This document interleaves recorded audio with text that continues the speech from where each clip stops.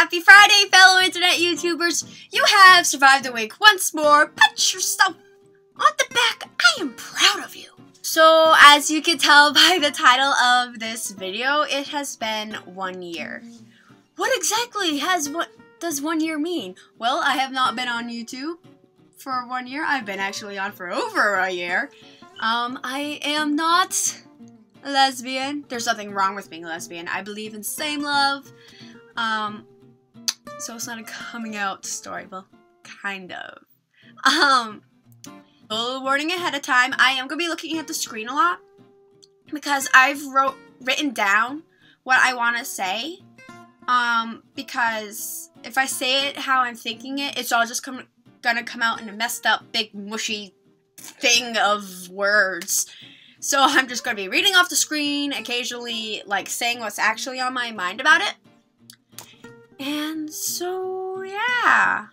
Let's get the show on the road. Oh, obviously this is a 1 year video, and a lot can happen in a year. Good, bad, or even both. Don't remember when this year exactly began and when it took the turn that it did. All I can really tell for when it started was the summer of going into my junior year of high school. To be honest, it hit me out of the blue. One day I didn't have a care in the world, then like a light switch, everything changed. That day I weighed myself, and all of a sudden, 115 pounds seemed to be too much for me to weigh. I started to cut back on snacks, then breakfast, then lunch, and since I was home alone all the time in the summer, it was easy for me to do that and get away with it, but I still ate dinner because I felt okay about it. And then I told my online friends about my new habits, and they were upset. I remember my friend Ben, he said, "Asia, this isn't good for you, you're harming your body, yada yada yada," and I was just like, "Ben, it's fine. I'm in control. Once I'm at 108 pounds, I'll stop. It's fine. I have this under control." Silly me for thinking that I was in control. I had also told him that I wouldn't be counting calories, exercising excessively, or making myself vomit. When junior year rolled around, I kept up my ways. I remember one day at lunch, I ate like 2 small bites of chicken, and one of my friends noticed. And she's like, "Why aren't you eating? What are you, anorexic?" I laughed it off and said, "No, the chicken tastes funny to me." Which, I mean, was technically true. The chicken did taste bland, so it tasted funny. As the year went on, I became 95 pounds. I was so excited. I actually felt skinny. Then I became scared once I thought about it. I looked up anorexia. By this time, I finally accepted what was going on. Then I learned I could break bones easily, be more likely to faint, and things along those lines. After I realized those things, I began to eat a bit more, and then I got used to eating again and stopped weighing myself 5 to 7 times a day. One day after school though, I weighed myself and I saw that I gained weight. I cried, hated myself, I felt like a failure. This caused me to cut back on my food intake again, but even more. Anorexia turned into a sick friend of mine, even dubbing the name Anna. For some reason, turning this illness into a person, in my point of view, was a way I coped. Anna made me feel like it was going to help me get prettier, be skinnier, be everything I wanted. Only this way of coping was worse. I changed my wardrobe so that I wore baggy sweaters, sweatshirts, hoodies, and I wore skinny jeans because I thought they would like squish all the fat into a smaller form so it would make it less noticeable.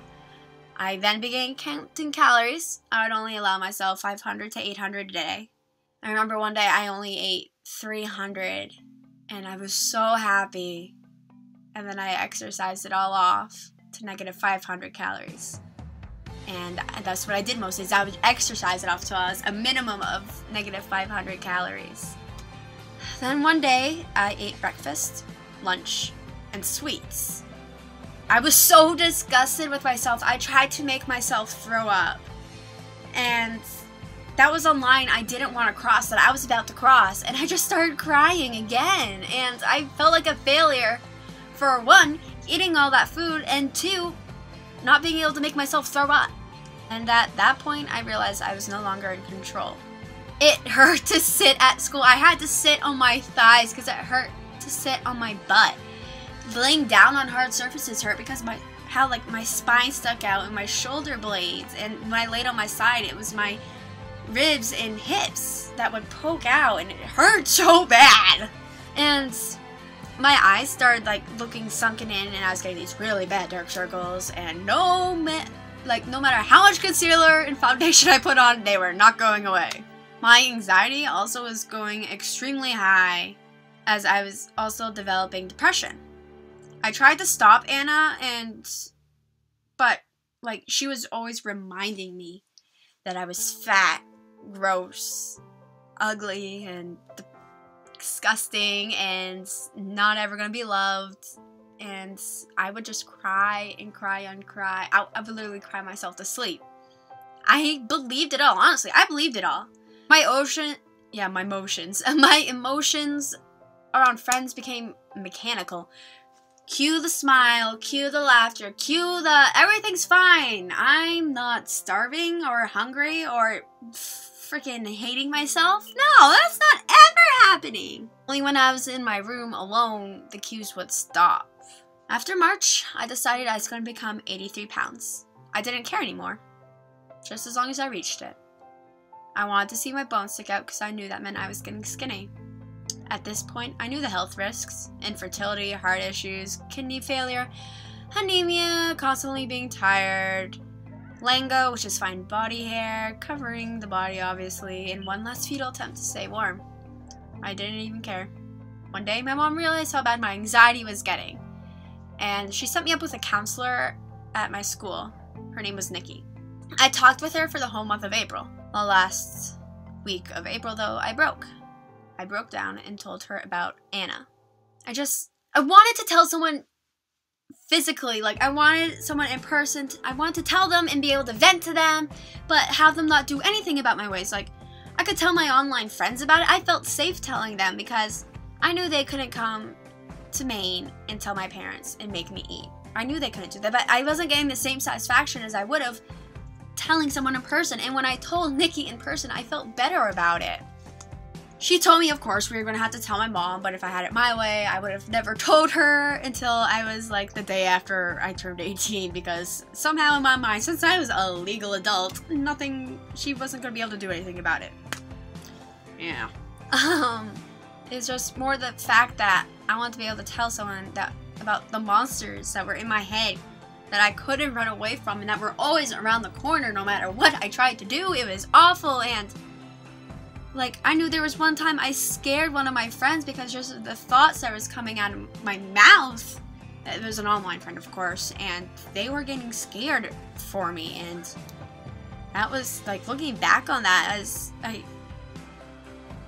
feel really bad about that. I really wish I never put any of my friends through that. The next week, I went and saw Nikki at our scheduled time. She turned into the bad guy. She had brought in the school nurse, Miss Foster, and had me tell her about anorexia. Then we scheduled a time to tell my mother, because school was ending soon, and we decided to tell her that day. I seriously hated her. I wanted to scream and cry at her. I had trusted her, and she tricked me. On May 2nd, 2013, my parents found out. It was the first time I had ever seen my mother cry. It was also my first step to getting better. It was the last day of being 99 pounds due to starving myself. Once the news got out, I had to be put on vitamins, a metric shit ton of vitamins. And I had to drink Ensure, which is this drink that has a bunch of vitamins and nutrients in it. And when I ate dinner at the table, I would cry. I would cry and cry because the anorexic thoughts were still there, and they were louder than ever, reminding me how fat, ugly, and disgusting I was, and how much of a failure I was.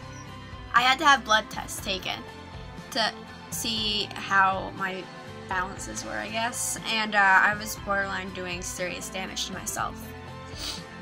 I was also diagnosed with depression and major anxiety. Not anorexia, because it's a physical disease. Bullshit. It's mental. I'm sorry. It's just oh my gosh, don't even get me started on that point of it. In the midst of it all, I realized what I wanted to do with my life, though. I want to help adolescents with eating disorders, depression, and anxiety, and even self-harm because I have a friend who's affected by that. I know the hell that they're going through, but obviously I know my way of having gone through it. I would never wish this upon anyone.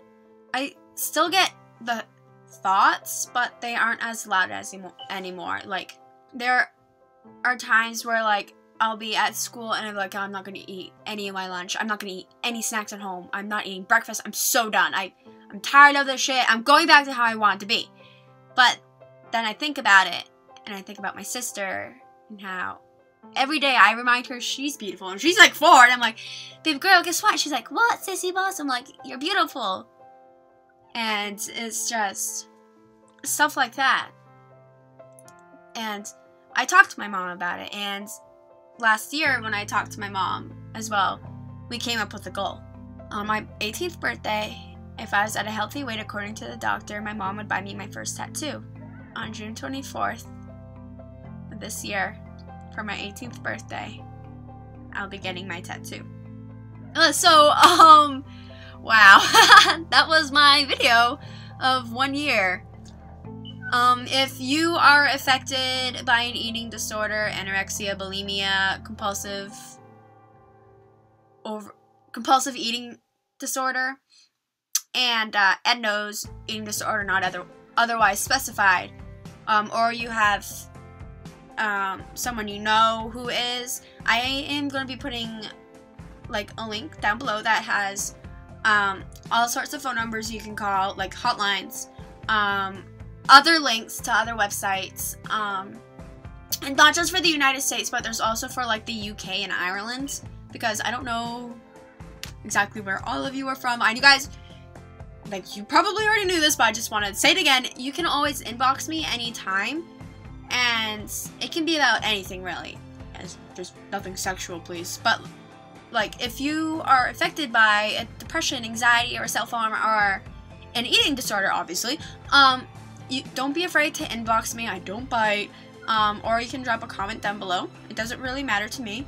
I just want to help people. That's why I'm going into the profession that I want to go into, because I want to help others go through what I went through and help them get better.